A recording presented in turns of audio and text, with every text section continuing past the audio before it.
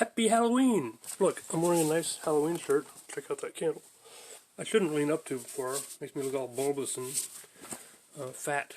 I got a deer gut in quarantine sitting at my desk all the time. Yes, I've been working constantly. I just did a test. Found out that because of the features of the Inset video app that I'm using, in order to stop recording, you're supposed to just need to shake the phone to make it stop recording. And of course, I don't know if you've noticed in some of my videos, at the very end, there's suddenly me flooring up and down real quick, and then the video stops. That's me shaking the phone to make it stop recording, and then I forget to edit out the last fraction of a second. But I just found out that while I'm connected to my little tripod here, I don't know if you can see in my glasses, but let me see if I can zoom in on you. I've got that circle light right behind the phone. I've got my phone mounted to the tripod, and I just found out that yes, I can literally just pick up the whole tripod and shake it fast enough to make the phone stop recording. Yeah. But hey, you know, that's the way it goes. Anyway, so I just wanted to real quickly do a test and see how this thing works with my Inset-picture recording app. I still can't show off books because, well, the text will come up backwards also because, you know, gloss-fronted laminated books will reflect the light, so you'll have a halo. Look, it's a halo effect. So yeah, then there's that. But it's Halloween. Time to send the kids out trick-or-treating. No, it's a pandemic. You can't send them out there without masks. Oh, wait. That's what Halloween is supposed to be about. They're supposed to be wearing masks. So I wonder, could they wear these KN95 masks underneath their Halloween masks and still be able to breathe? Probably not, according to the kids. I always had trouble breathing in plastic masks anyway.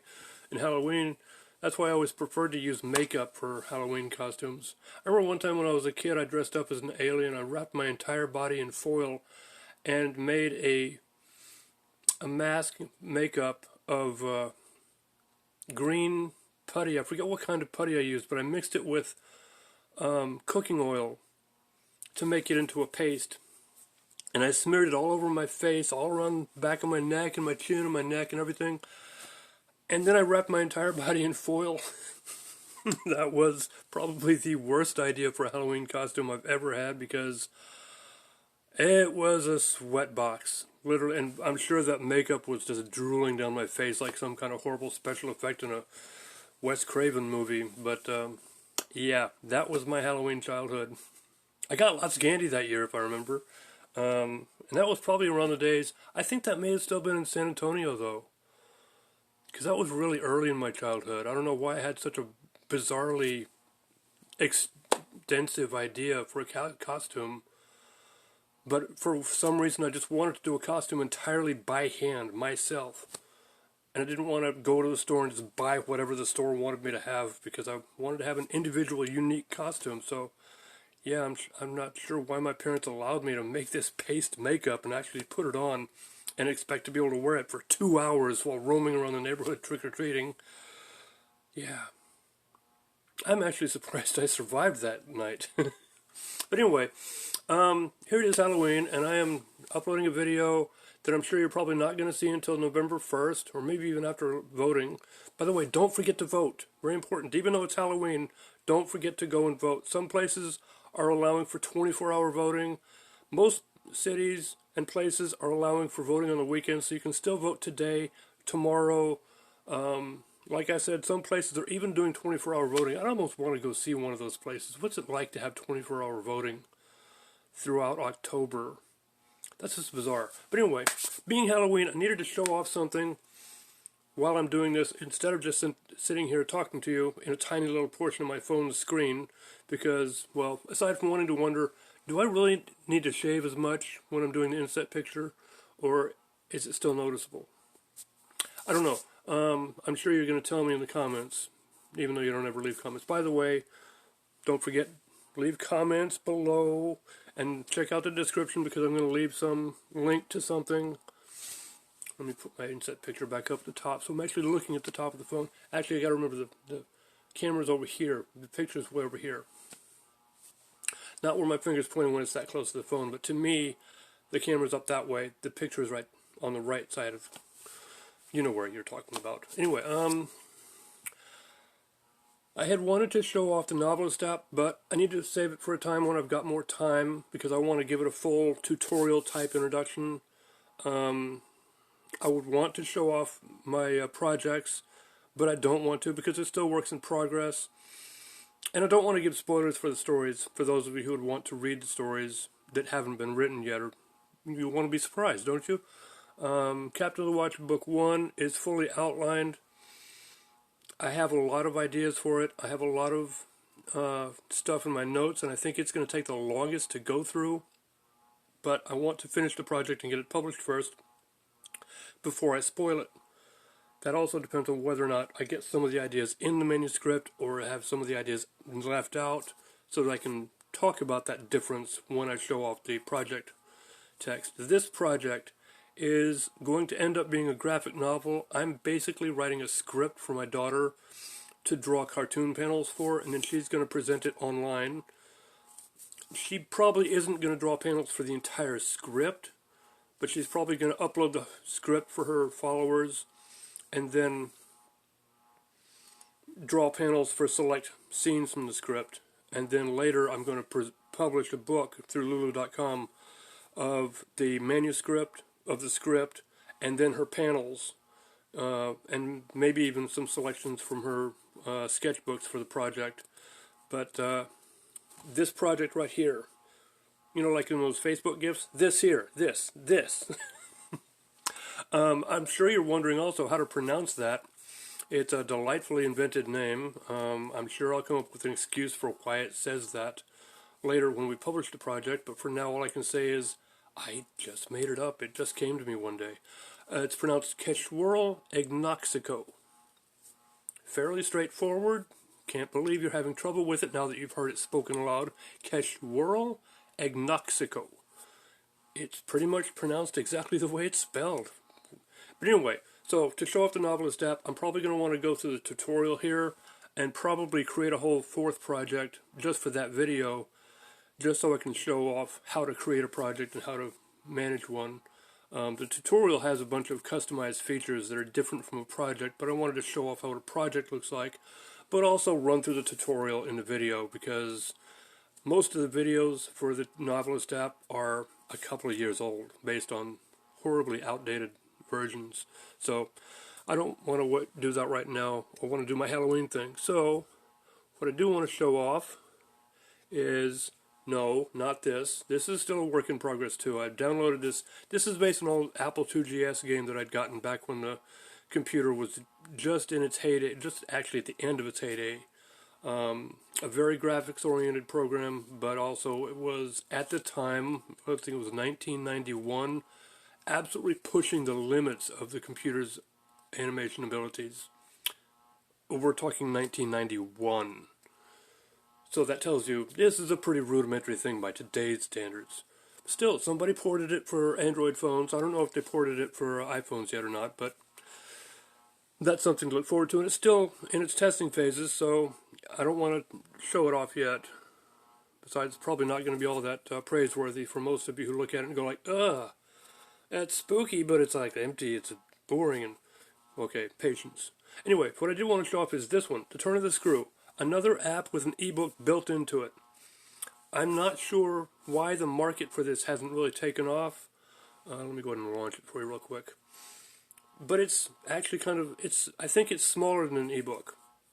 So I don't see why people don't get apps for novels or novellas. But anyway, so since it's Halloween, I'm going to show off The Turn of the Screw. It's basically an app with nothing but the text.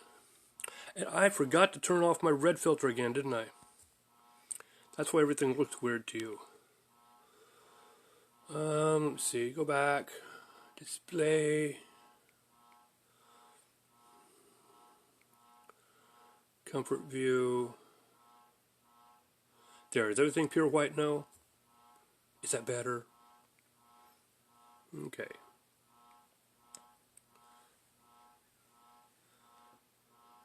This is the developer of the app. Okay, the pure whites are now actually pure white to you now. So anyway, so the reason I wanted to do that was because the thing does have a feature where you can change the font. to different fonts. Very limited number of fonts, but there are different fonts. You can also make it larger print for people like me who are older and need glasses to be able to read. You can change the background to black with white letters, or gray with white letters if you don't like the black. You can change it to notebook yellow. You can even make it to where the text is gray instead of black, so it's not nearly as stark a contrast. For now, I think I'm going to stick with the yellow. I'm going to go back to small print because not all of you have the myopic eyes that I do. But this is basically, the menu's also available up there. This is basically the same thing as the Kafka app. Literally, it's just the text scrolling. And at the bottom of each chapter is the next chapter button. Something the guy who did the Kafka app didn't do. But he didn't do separate chapters for the whole text. The difference here is that this developer actually has each chapter in a separate thing. But then again, this is only one large writing in the whole app. So that's different. But anyway, Turn of the Screw. Let me show it to you in the Play Store, because he did do an interesting thing in the description. I think I'm still on it in the app. I've done several rehearsals of this video. No, I haven't. Henry James, Turn of the Screw. Here is the app. Not an ebook, but the app.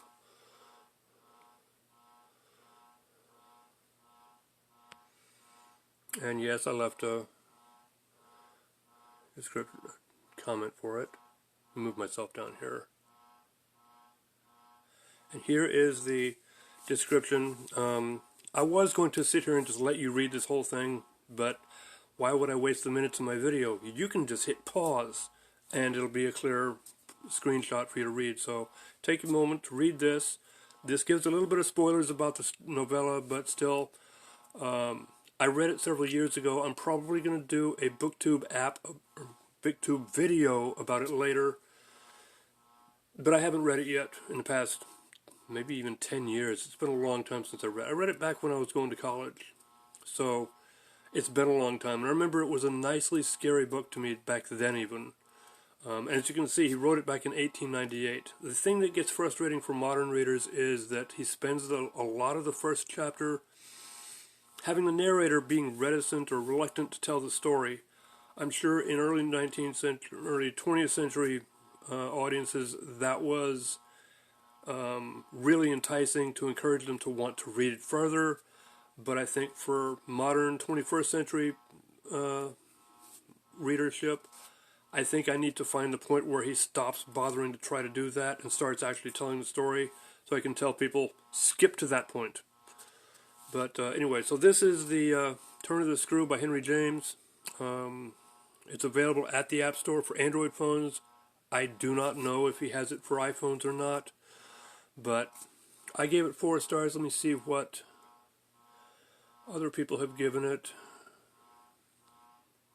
It doesn't show an overall rating. It only shows what I rated it at. That's weird. Guess I should have unrated it first.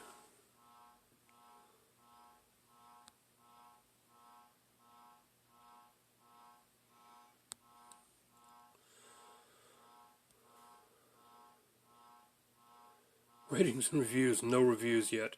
You can see it's a really horribly popular app. Nobody's into reading 19th century novels anymore. Well, yeah, but The Turn of the Screw is famous. It is literally Henry James's most famous novella. So anyway, so that is what I wanted to do. I wanted to basically try out my lighting rig. Are you knocking?